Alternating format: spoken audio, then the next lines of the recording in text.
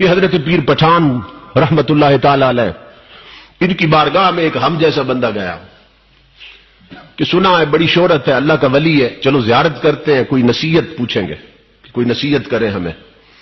جب وہاں گیا تو آپ بیٹھے تھے، ملاقات ہوئی تو کہنے لگا حضرت کوئی نصیحت فرما دے۔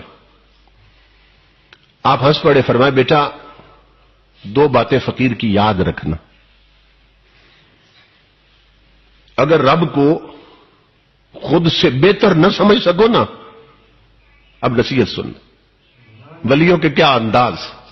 فرمایا میرے بیٹا تو نے کہا نصیحت کرے، تو فقیروں کی نصیحتیں تو ایسی ہوتی ہیں، اب میری نصیحت یہ ہے کہ اگر رب کو اپنی ذات سے برتر اور بہتر نہ سمجھ سکو تو کم از کم زندگی بھر رب کو اپنے جیسا ضرور سمجھتے رہنا۔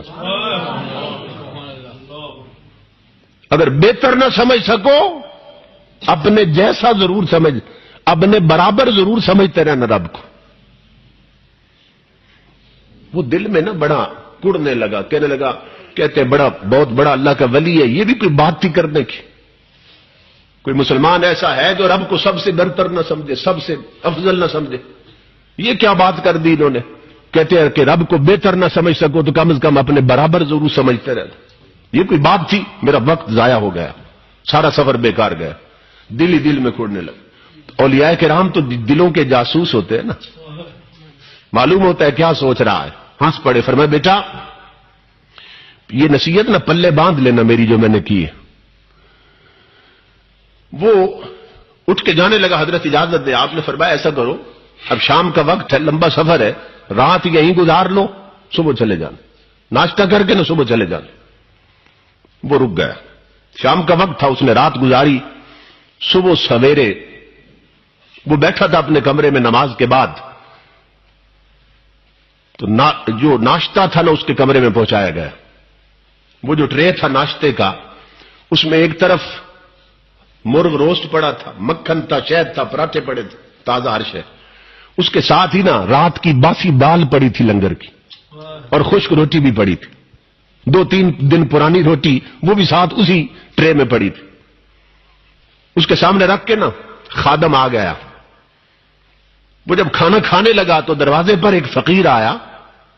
فقیر نے کہا 3 دن سے بھوکا ہوں، رب کے نام پہ کچھ دو۔ 3 دن سے بھوکا ہوں، رب کے نام پہ کچھ دو۔ اس نے وہ جو دال تھی نا رات کی باسی دال اور 3 دن پرانی روٹیاں، وہ اٹھا کر نہ رب کے نام پہ دے دی، خود پراٹھے اور مرغا کھا گیا۔ ختم کر کے کہنے لگا اب جانے کا وقت آ گیا، آخری بار میں ذرا ہاتھ ملاؤں پیر صاحب سے۔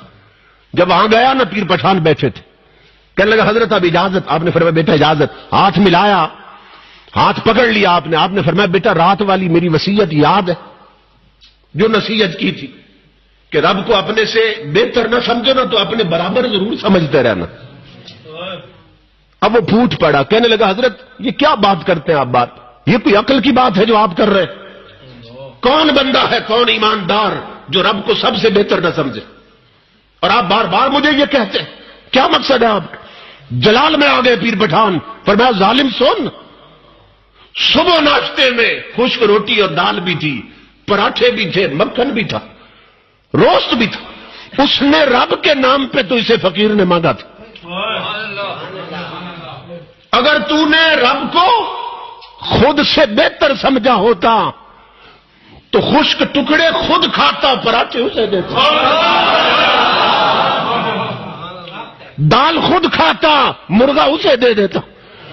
اور نادان، اگر رب کو خود جیسا سمجھا ہوتا تو کم از کم ایک پراٹھا اسے دیتا، ایک رکھ لیتا، ایک باسی روٹی اسے دیتا، ایک رکھ لیتا۔ تو نے ساری باسی اٹھا کر اسے دی، سارے پراٹھے خود کھائے، اور بدبخت تو نے رب کو خود سے برتر کیا سمجھنا تھا، تو نے اپنے جیسا بھی نہیں سمجھا۔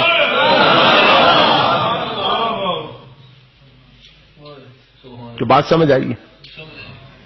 یہ صرف اس کا کیس نہیں تھا، ہمارا کیس بھی ہے، ہم سب کا یہی معاملہ ہے۔ ہم نے رب کو سب سے برتر تو کیا اپنے جیسا بھی کبھی نہیں سمجھا۔ رب کے نام پہ ہم سے بھوکا مانگتا ہے،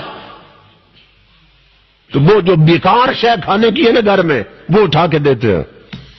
رب کے نام پہ فقیر پیسہ مانگتا ہے, پرس اور بٹوا نکالتے, جو سب سے پرانا نوٹ ہے وہ رب کے نام پہ دیتے ہیں. ننگا آتا ہے دروازے پر صدا لگاتا ہے, رب کے نام پہ دو, تو گھر میں جو سب سے پرانا سوٹ ہے وہ رب کے نام پہ دیتے ہیں. اور قرآن کیا کہتا ہے, لن تنالوا البر حتی تنفقوا مما تحبون, کہ تم تب تک نیکی پا نہیں سکتے جب تک اپنی پسند کی شے یار کے راستے میں نہ لٹاؤ. یہ آیت ہے قرآن کی. تم سمجھتے ہو دے کر نیکی کر لی, نہیں, نیکی پا ہی نہیں سکتے تم جب تک اپنی پیاری شے رب کے راستے میں نہ لٹاؤ.